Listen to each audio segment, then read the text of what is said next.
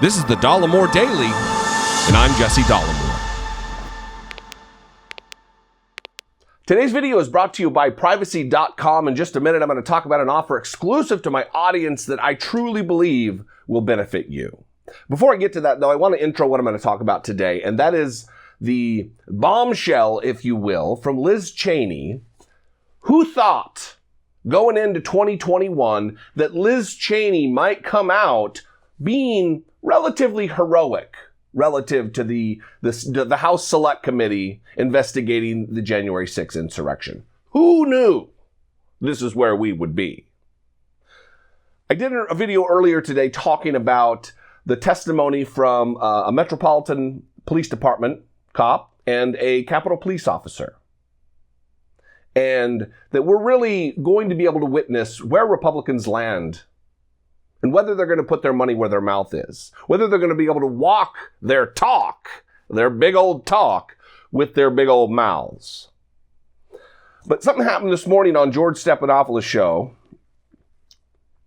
with Liz Cheney that really, truly is going to be a sight to behold, and that is the possible subpoena of Donald Trump, a former president who no longer has executive privilege. He no longer can use the office of the presidency to get out of appearing and testifying under oath before the Congress. They have subpoena power. She said a bunch of other stuff. I'm going to play the clip, but before I do, here's a word from today's sponsor, Privacy.com. I regularly sign up for free trials, limited time offers, and subscriptions online, and inevitably, because I'm busy or I just space it out, miss the trial endings and sometimes rate changes on other accounts.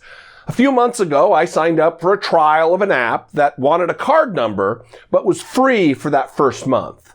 But I didn't cancel before the trial ended and actually never even used the app. That's months of paying for an unused subscription, right? Nope. Normally, that would be money wasted. But thankfully, I thought to sign up using Privacy.com. Privacy is a financial tool that allows you to take control of your payments online by creating virtual single-use cards loaded just like you would a debit card. Privacy allows you to control who charges your card, how much, and how often. Your bank information is entirely masked and secure, so you don't have to worry about your card being hacked or your details stolen. Visit privacy.com/Dollemore. That's privacy.com/Dollemore and sign up for a free account now. For a limited time, my audience will automatically receive $5 toward your first purchase using Privacy. Who doesn't love free money? It takes just a couple of minutes to set up. Once you've created your account, you simply link your virtual cards to one of your bank accounts or debit cards, and off you go. You can use any billing info you like, so your personal information remains entirely safe and secure. Privacy adheres to the same security standards as your bank.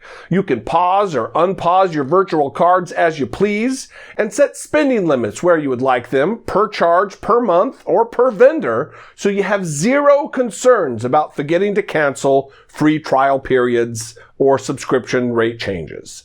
Seriously, get over to privacy.com/Dollemore and sign up for a free account. And again, if you join right now as a dedicated Dollemore viewer, you'll automatically receive $5 towards your first purchase with Privacy. So head over, sign up, and take back control of your online payments. So let's talk about this. For a long time, I have talked about the lack of accountability for Donald Trump. Whether it be prior to his public life in public service, he's always had a public life, or when he entered politics and all of the self-dealing, all of the corruption, the obstruction of justice that was outlined in the Mueller report, the quid pro quos that were offered to foreign leaders to interfere in our free and fair elections, the attempts to treat Russia, a hostile foreign power, with kid gloves for whatever reason, there has been no accountability. The Department of Justice under Trump and under Biden is asleep at the wheel. That is just a fact. Where are the active investigations into Donald Trump? Anyway, that's something I've talked about for a long time. I'm a broken record at this point.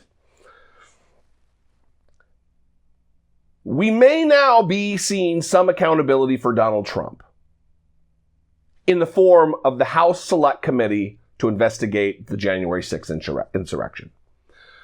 And Liz Cheney went on with George Stephanopoulos. I never can say his name correctly. Sorry, George. And indicated such, that nothing is off the table. She also spoke about McCarthy and Jim Jordan, and really the importance of what is going on. I'm going to break it up into two clips. The first is that, and then the second is about why her colleagues are practicing revisionist history. Take a look at these remarkable moments and statements from Liz Cheney. You are taking a lot of heat from your Republican colleagues for joining this committee. Kevin McCarthy is talking about taking away your committee assignments. What do you and the committee hope to achieve, and will you see it through, even if it costs you your seat? You know, this is absolutely not a game. This is deadly serious. There are some in my party, including Leader McCarthy, who continue to act as though this is about partisan politics. I think it's really sad. I think it's a disgrace.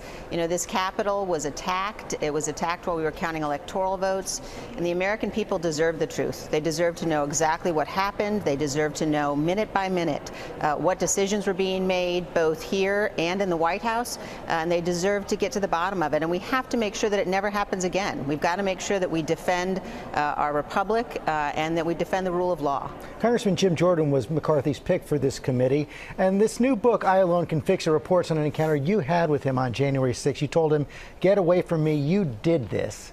What did you mean by "you did this," and do you think Jordan should be called to testify? You know, I think that Congressman Jordan may well be a material witness. He's somebody who was involved in a number of meetings in the lead up to what happened on January 6th, involved in planning for January 6th, certainly for the objections that day, as he said publicly. So he may well be a material witness. We will, on this committee, follow the facts wherever they go and get to the bottom of it. And George will do it in a nonpartisan way, which is absolutely crucial for the future of the nation. Leader McCarthy also had phone calls with President Trump on that day. Are Leader McCarthy and former President Trump material witnesses as well? Look, I think that the American people, as I said, deserve to know what happened every minute of that day. They deserve to know about every phone call that was made in and out of the White House, every meeting, every discussion that was had that day in the White House as the Capitol building was under attack. And so the committee will go wherever it needs to go to get to the facts. And that could include subpoenas for Mr. McCarthy and former President Trump? It could. The committee will go wherever we need to go to get to the facts. Strong words, strong, necessary words from Liz Cheney. This is absolutely not a game. This is deadly serious. True. Fact. And I hope, if this morning's hearing was any indication, I hope that they stick to their guns about this. And relative to Jim Jordan, I think that Congressman Jordan may well be a material witness. A key reason why he was rejected by Nancy Pelosi, because you don't have somebody who's a witness of the crime be an investigator of it. You don't have someone who may be a material conspirator investigate the crime. And that very well may be the case with Jim Jordan, who is in tight, close communication with Donald Trump. The same can be said of Kevin McCarthy with his phone calls with Donald Trump. And obviously the case is with Donald Trump, who incited the terrorist-filled insurrectionist mob and directed them up Pennsylvania Avenue, onto Constitution Avenue, to the Capitol building.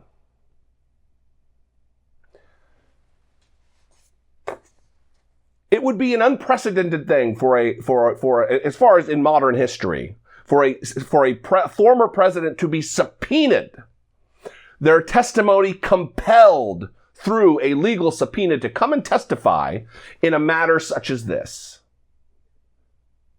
The incitement of an attack on the government, an attempted overthrow of the government, an attempted overturning of a free and fair election, an attempt to decertify the election.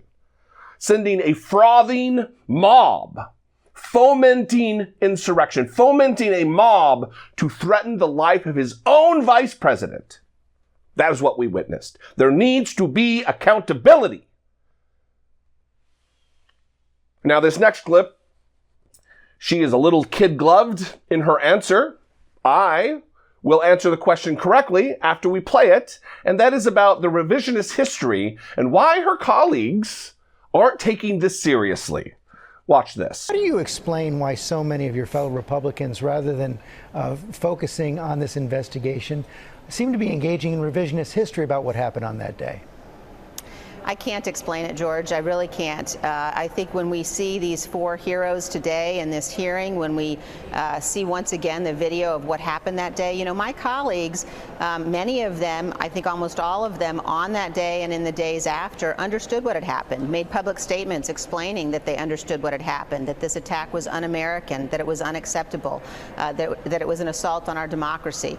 And I cannot explain why they have in such a short period of time gone from understanding that danger to now, in some cases, trying to whitewash it, trying to ignore what happened, and embracing President Trump, who we know a number of the people who were here invading the Capitol said they were here doing it because of him. So I can't explain that. You've been called a Pelosi Republican and a Clinton Republican. What kind of Republican do you call yourself? I am a conservative Republican. I always have been. And I think that this is certainly not the time for name calling. I think that those who are engaging in that just demonstrate yet again they don't understand.